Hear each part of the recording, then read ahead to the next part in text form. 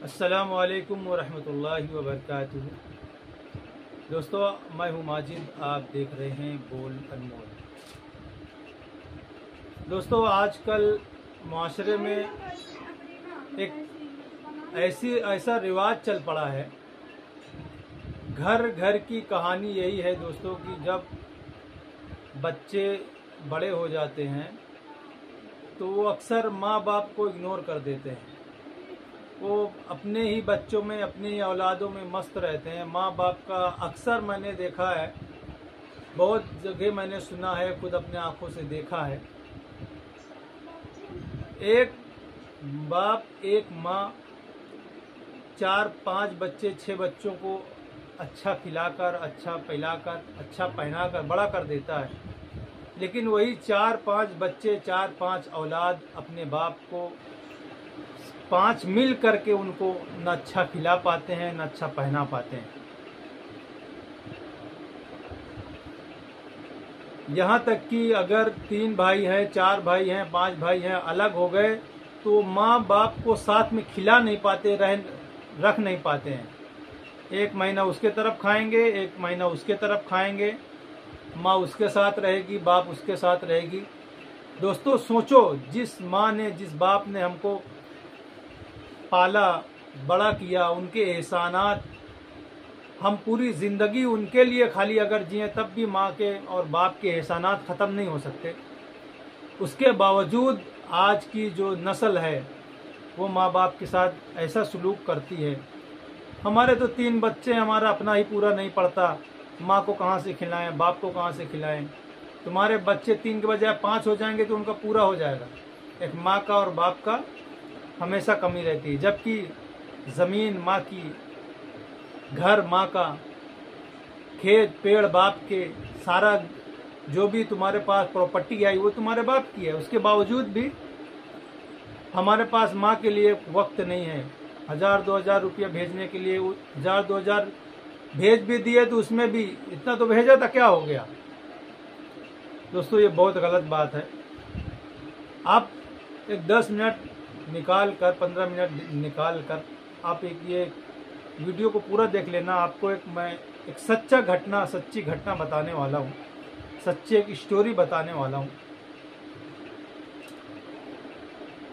कि गरीबी में सब्र करने का और माँ बाप के साथ अच्छा सलूक करने का क्या सिला मिलता है और इसी दुनिया में मिलता है। हज़रत अली रज़ियल्लाहु ताला अन्हु इरशाद फरमाते हैं,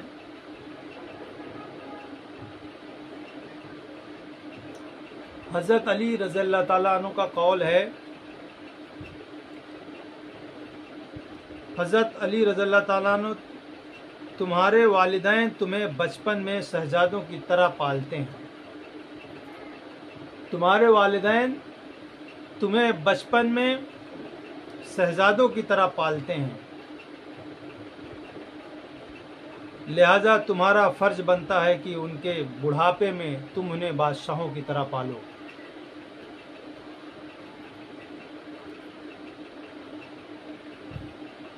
दोस्तों, एक व्यापारी था, एक व्यापार करने वाला, बिजनेस करने वाला एक बूढ़ा शख्स था। उसके 3 बेटे थे। तीनों की शादी कर दी, अलग अलग घर दे दिए, अलग अलग खेत ज़मीन, अलग अलग दुकानें, जो भी व्यापार था। जब वो बूढ़ा हो गया तो तीनों बच्चों में उसने बराबर बराबर तकसीम कर दिया और कहा कि मैं बूढ़ा हो गया हूँ, मुझसे कोई काम नहीं होता, अब मैं इस दुकान का, इस प्रॉपर्टी का क्या करूँगा। उसने पूरी ईमानदारी के साथ अपने बच्चों पे भरोसा करके तीनों बच्चों में बराबर बराबर तकसीम कर दिया, बराबर बराबर बांट दिया। अब माँ और बाप, जब पूरी प्रॉपर्टी बट गई, खेत बट गए, पेड़ बट गए, ज़मीन बट गई, दुकानें अलग अलग, कारोबार अलग अलग हो गया और तीनों भाइयों ने अपना अपना अलग अलग घर ले लिया, मकान ले लिया। अब माँ के लिए कोई घर नहीं बचा, बाप के लिए कोई घर नहीं बचा। अब जो दो भाइयों ने कहा कि भाई माँ को बाप को कौन रखेगा, तो दूसरे ने कहा कि ऐसा करते हैं, 1 महीना मैं खिलाऊंगा, 1 महीना तुम खिलाना, 1 महीना दूसरा भाई खिलाएगा। इस तरह करके 1-1 महीना तीनों भाइयों की तरफ माँ और बाप रहेंगे और खाएंगे।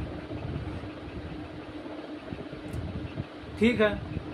छोटा वाला भाई जो था, बिल्कुल जो छोटा था, उसने कहा कि मैं ऐसा नहीं करूँगा, मैं अपने माँ को, मैं अपने बाप को 1-1 महीना नहीं खिलाऊंगा। तुम लोग, तुम्हारी इच्छा हो, तुम्हारी मर्जी हो, दो नहीं दो, मैं बोल भी नहीं रहा हूँ, लेकिन माँ और बाप मेरे तरफ रहेंगे, मेरे तरफ ही खाएंगे और मैं इनका पूरा खर्च पूरा करूँगा। मैं 1-1 महीना के लिए राज़ी नहीं हूँ। तो और 2 भाई जो थे वो खुश हो गए कि ये तो बढ़िया बात हो गई। उनको जरा सा भी इस बात का ख्याल नहीं आया, मलाल नहीं आया कि यार हमारे माँ बाप हैं, हम उनकी सेवा करने से, उनकी खिदमत करने से महरूम रह जाएंगे और लोग बिरादरी हमें क्या बोलेंगे।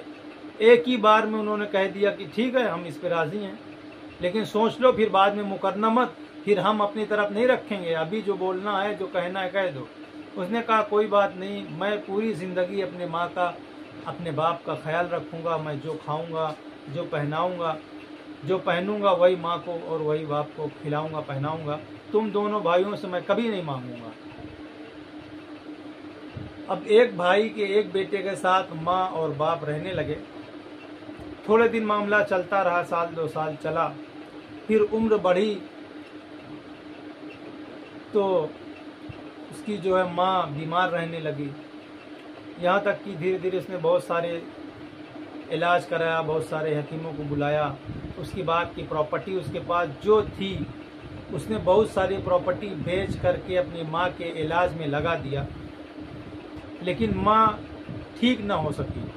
इसी गम में वो बेचारी मर्ज बढ़ता गया और गम में मर गई कि मैं अपने बेटों को कितनी शौक से, कितनी हसरतों से पाली थी। आज मेरे लिए सिर्फ मेरा एक बेटा काम आ रहा है, अगर ये भी काम ना आता तो हम तो कहाँ जाते, हमको भीख मांगना पड़ता। माँ जो वालिदा थी वो गुजर गई। अब बाप बचे अकेले। अब बाप भी इसी अफसोस में, टेंशन में बीमार रहने लग गए। कई अरसा तक बाप भी बीमार रहा, लेकिन वो लड़का, वो बेटा पूरी ईमानदारी से, पूरी तरह जितना उससे बन पड़ता था बाप की खिदमत करता था। और बाप की बीमारी की वजह से वो अपने कारोबार पे नहीं जा पाता था, घर में ही रहता था, बाप की खिदमत करता था। काफ़ी अरसा हो गया जब बाप ज़्यादा लगातार बीमार रहने लगा और वो काम पे भी नहीं जाता था, अपना धंधा बिजनेस भी नहीं कर पाता था। तो धीरे धीरे उसके हिस्से में जो भी प्रॉपर्टी, जो भी दुकान मकान आई थी, उसने धीरे एक एक करके माँ बाप के इलाज के लिए बेच दिया। दूसरे भाई जो थे वो ताना देते थे, बोलते थे ये तो बेवकूफ़ है, खेत बेचने की कहाँ ज़रूरत थी, पेड़ बेचने की कहाँ ज़रूरत थी, दुकान बेच दिया, ये कंगाल हो जाएगा, इसके बच्चे इसको गाली देंगे। लोग तरह तरह की, दूसरे लोग भी, भाई भी तरह तरह की बात करते थे। तो अब जब वो, उसके पास पैसे दवा के लिए नहीं बचे, दवा लाने के लिए उसके पास कुछ ना होता तो बहुत परेशान होता। यहाँ तक कि मजदूरी करने जाने लगा, जहाँ उसके पास 2-4 लोग काम किया करते थे, वहीं अब वो खुद दूसरे की मजदूरी का मोहताज हो गया। अब बीबी जो थी, अब बीबी तो बीबी होती है दोस्तों, औरत उसकी जो है अब अपने शौहर को ताने मारना शुरू कर दी कि देखो वो दोनों भाई कितने अमीर हो गए, हमारी तीनों भाइयों की बराबर की प्रॉपर्टी थी, बराबर के खेत थे, बराबर के पेड़ थे, वो कहाँ से कहाँ पहुँच गए और ज़मीन खरीद लिए और दुकानें खरीद लिए, उनका काम धंधा चल रहा है, और तुम माँ बाप के चक्कर में सारी प्रॉपर्टी बेच दिए, अब हमारे पास कुछ खाने का नहीं है। ऐसा करो, इनके चक्कर में मत पड़ो, इनको अब दूसरे भाइयों के पास भेज दो। अब हम इतने दिन किए, माँ का किए, बाप का किए, अब तुम इनको अपने दूसरे भाइयों के पास भेज दो और कुछ काम धंधा करो ताकि हमारा काम चले। तो शौहर उसको समझाता, तसल्ली देता कि देख मेरे माँ हैं, मेरे बाप हैं, इनका बहुत अच्छा सिला मिलता है, माँ बाप की खिदमत करने का अल्लाह ताला अच्छा सिला देता है। तो औरत बोलती थी इतने दिनों से हमारे खेत बिक गए, पेड़ बिक गए, माँ बाप की खिदमत करने का हमें क्या सिला मिला? कुछ तो नहीं मिला, बल्कि जो नहीं करते उनको तो अल्लाह ताला ने बहुत कुछ दिया है और तुमको कुछ नहीं दिया। ऊपर से बरकत होने के बजाय हम तो बर्बाद हो गए, तबाह हो गए। अब मैं मेरे बच्चों को क्या खिलाऊं? घर में खाने का नहीं है, पहनने का बच्चों के पास अच्छा कुछ नहीं है, तुम काम पे नहीं जाते हो, अपना धंधा बिजनेस नहीं देखते हो। कल बच्चे पूछेंगे कि हमारे दूसरे भाइयों के पास तो सब कुछ है, हमारे पास क्यों नहीं है? तो क्या बताऊंगी मैं? तुम अब इनको अपने भाइयों के घर छोड़ाओ और काम धंधा देखो। शौहर अक्लमंद था, भाई औरत है, उसने भी बहुत किया, सब्र किया, लेकिन अब सब्र का पैमाना टूट गया उसका। हर दिन शौहर को बोलती रहती थी, ताने देती रहती कि तुम यही करोगे, बाप की खिदमत में ही लगे रहोगे, बच्चों के लिए कमाने कब जाओगे? लेकिन वो बुरा नहीं मानता था, क्योंकि वो कंडीशन को, सिचुएशन को समझता था और उस पर सब्र करता था। अल्लाह पाक से दुआ करता था, या अल्लाह मेरी औरत को, मेरी बीवी को, मेरे बच्चों को सब्र अता फरमा दे और मुझे अच्छा रिज़्क अता फरमा दे, ताकि मैं अपने वालिद की और अपने बच्चों की अच्छी परवरिश कर सकूं। इसी तरह सिलसिला चलता रहा, लेकिन वो कभी भी अपने बाप की दवा में और अपने बाप की खिदमत करने में कभी भी कोताही नहीं किया। न वो काम करने जाता था, न बच्चों के लिए रोज़ी कमाने जाता था। जो भी उसके पास होता था उसी में काम चलाता था और कहता था ठीक है, अब अब्बू मेरे अच्छे हो जाएंगे तो काम पे जाऊंगा, अब्बू अच्छे हो जाएंगे तो काम पे जाऊंगा। इसी में लगा रहता था। अपनी सारी ज़िंदगी उसने अपने बाप की खिदमत में लगा दिया। अपने बच्चों के ऊपर भी ध्यान नहीं दिया कि क्या पहन रहे हैं, क्या खा रहे हैं। मतलब ये नहीं कि वो बच्चों को छोड़ दिया था, जो उसके पास होता था घर में बस वही खिलाता था, वही पिलाता था। उसके दूसरे बड़े भाई के बच्चे अच्छे कपड़े पहनते थे, अच्छा खाना खाते थे, ये उस पर कभी ध्यान नहीं दिया और हर वक्त अल्लाह की रज़ा में राज़ी रहता था। वालिद भी अपने बेटे की ये हालत देखकर गमगीन होते थे और दुआ करते थे कि अल्लाह मेरे बेटे को मेरे खिदमत का सिला देना, इसका अज्र देना दुनिया में और आखिरत में भी। ये दुआ करते करते एक दिन वालिद का भी इंतकाल हो जाता है। अब जब इंतकाल हो गया तो उस बेटे के पास में अपने वालिद के कफन दफन, उसके मदफन का, कपड़े लाने का और उसके तमाम अखराजात के भी पैसे नहीं थे। उसके और भाइयों ने भी देने से इनकार कर दिया कि हमारे पास तो कुछ भी नहीं है भाई, हमारे पास तो बहुत बड़ा खर्चा पहले से, हमारे बच्चे हैं, तुम्हारे की तरह हम अपने बच्चों को थोड़ी खिलाएंगे पिलाएंगे, हम देंगे तो हमारे बच्चों के ये रह जाएगा वो रह जाएगा। बहरहाल उन्होंने कुछ नहीं दिया। वो कर्जा ले करके कैसे भी करके अपने बाप का मदफन किया, कफन दफन किया। कफन दफन करने के बाद घर आया और बीबी से कहने लगा कि देखो माँ भी अब दुनिया से चली गई हैं, बाप भी अब दुनिया से चले गए हैं, तुम हौसला रखो, अब मैं काम पे जाया करूँगा, अपना काम धंधा, अपना जो हमारा ख़ानदानी रोज़ी है मैं उसको फिर से चालू करूँगा और अल्लाह ताला हमें इसका सिला ज़रूर देगा। इस बात पे उसको यकीन था। एक दिन वो मजदूरी के लिए जा रहा था, रास्ते में गांव में, मोहल्ले में, शहर में अपने मजदूरी के लिए गया। अब वो मजदूरी के लिए जब कहीं जाता था बोलता था भाई मुझे कुछ काम हो तो दे दो, तो लोग उसका मजाक उड़ाते थे। मजाक क्यों उड़ाते थे? बोले तुम तो सेठ के लड़के हो, तुम्हारे बाप तो इतने बड़े धनी थे, तुम्हारे भाई के पास इतनी दौलत है, वो तो खुद हमको काम पे बुलाते हैं, तुम कहाँ काम करोगे, मजाक करते हो। मतलब लोगों को ऐसा लगता था कि भाई ये तो रईस आदमी है, इसको कहाँ ज़रूरत है।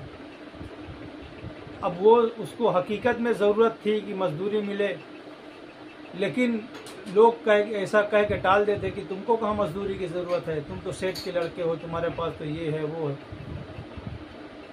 पूरे शहर में गया, उसको कोई काम न दिया, और कुछ काम अगर मिलता भी तो उसको वो शर्म के मारे नहीं करता था कि लोग देखेंगे तो क्या कहेंगे। थक हार के गया, वो दरिया के किनारे गया, बैठा था। फिर उसके दिमाग में बात आई कि क्यों ना मैं मछली का व्यापार करूं, और उसको तो मैं अपनी मेहनत से पकड़ सकता हूं, और मुझे पैसा भी नहीं लगाना पड़ेगा और मेरा धंधा भी चल पड़ेगा। वो बाजार गया, एक जाल खरीद के लाया और दरिया के किनारे गया, जाल दरिया में डाल दिया।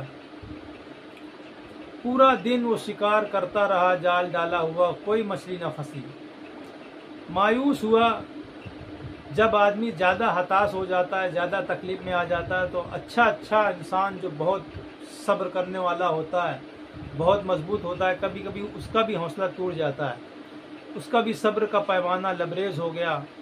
आँख छलक उठी कि अगर मैं खाली हाथ गया तो मेरे बच्चे क्या खाएंगे शाम को। मेरे बच्चे इस उम्मीद में होंगे कि पापा आज गए हैं तो कुछ लेकर आएंगे, या अल्लाह कुछ अता कर दे। शाम हुई तो एक मछली उसके जाल में फंस गई, तो वो मछली लेकर के घर आया। घर आने के बाद बीबी से कहा कि ये मछली एक मिली है, इसको बना लो, साफ कर लो और इसको पकाओ, खाएंगे। तो उस मछली को जब वो काटने लगा तो मछली के पेट के अंदर से एक अंगूठी मिली उसको। ये मैं आप लोगों को कोई ऐसे फर्जी बनावटी बात नहीं बता रहा हूँ, ये किताबों की दर्ज हुई कहानी आपको बता रहा हूँ, सुना रहा हूँ, ये सच्चा वाकया आपको बता रहा हूँ। दोस्तों, आप 5 मिनट 10 मिनट टाइम निकाल कर वीडियो को पूरा देखिए तो आपको पता चलेगा अल्लाह ताला जब लेता है किसी से तो किस तरह लेता है, और जब देता है तो उसको देने में टाइम भी नहीं लगता। कैसे देता है, किस तरह देता है, आप इस वाक़ये में समाप्त फरमा लीजिए। वो अंगूठी इतनी नायाब थी, वो किसी बहुत बड़े राजा की, बहुत बड़े महाराजा की वो अंगूठी।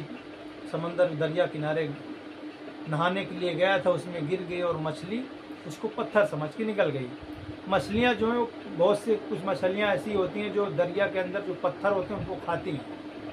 अब वो मछली निकल गई। आपको तो ये लगता होगा कि कहानी है, किस्से में हमने ऐसे बहुत बार सुनते रहते हैं बनावटी, लेकिन ये किस्सा नहीं है, ये एक सच्चा वाकया किताब में लिखा हुआ है।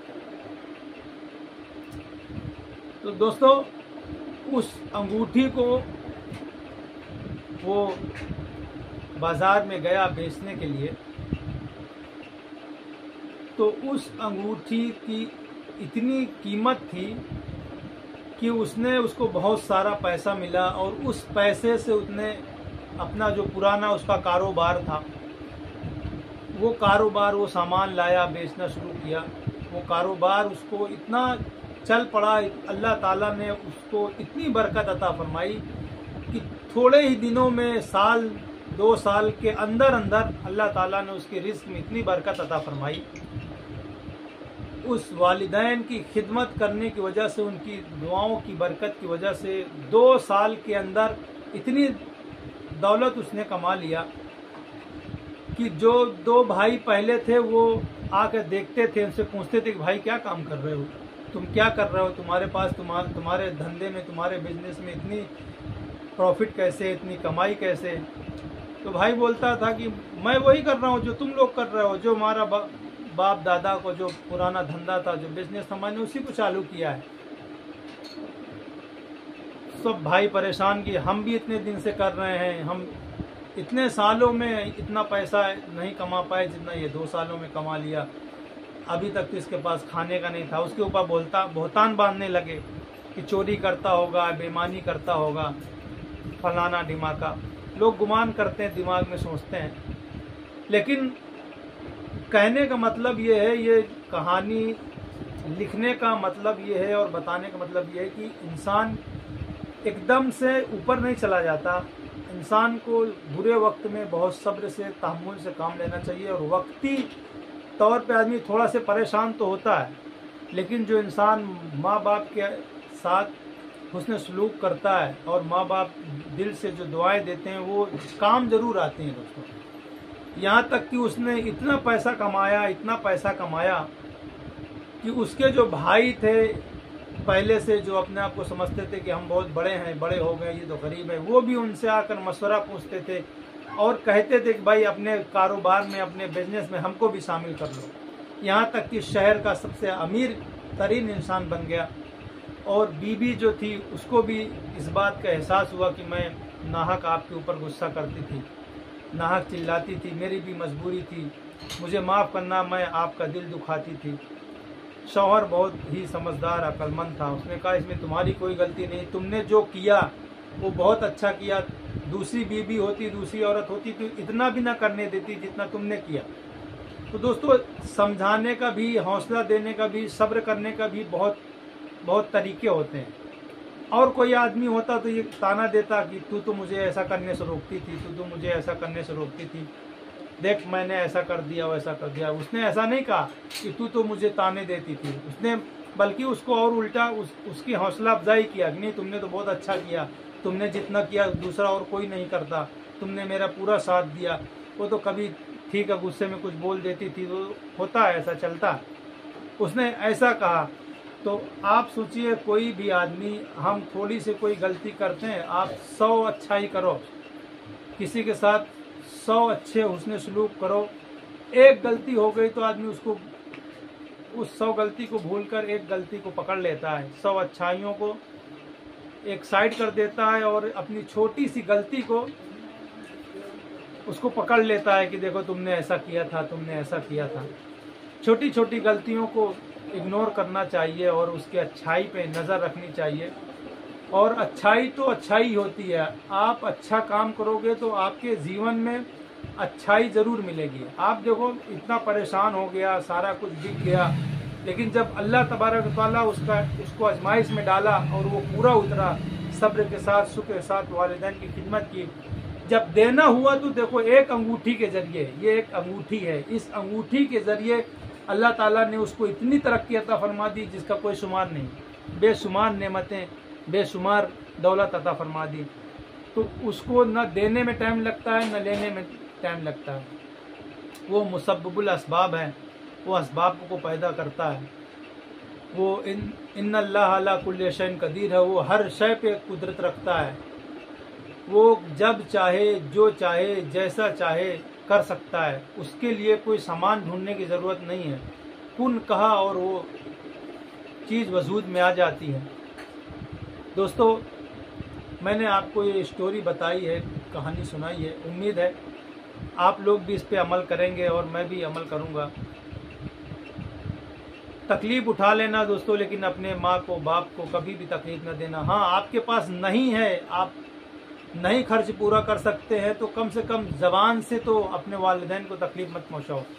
आप एक बार कहोगे माँ के पास, बाप के पास जाकर कि अम्मी ये मेरे पास एक रोटी है, मैं भूखा हूँ, तो मेरा मानना नहीं है कि वो माँ तुमसे वो रोटी लेकर खाएगी। वो तो बोलेगी मेरा पेट भरा हुआ बेटा तू खा ले। माँ तो ऐसी होती है।